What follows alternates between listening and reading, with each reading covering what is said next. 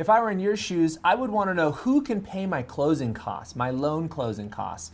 And that's a great question. And there's actually 3 parties that can pay your closing costs. First of all, you can pay them by yourself. You can just pay those closing costs in addition to any down payment that you have, and you just bring that in right at the time of settlement.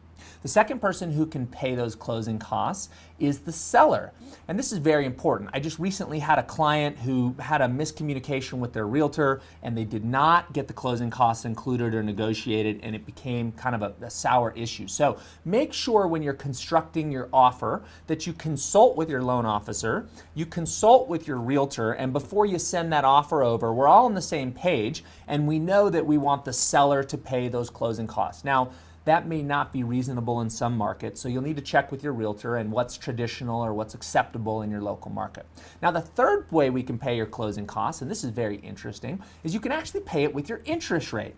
So let's say you were tight for cash, and maybe you say that you may not be in this home for 10 years. You may not even be in this home for 5 years. So we may be able to structure a situation where we have a slightly higher interest rate, maybe an eighth, maybe a 1/4% higher interest rate. Could only affect your payment $20, $30, $50 a month, but it would alleviate you from coming into closing with thousands of dollars in closing costs. So there's several creative ways to cover those closing costs. If you have questions, we invite you to reach out to your loan officer. And as always, thanks for allowing us to help you with your new home.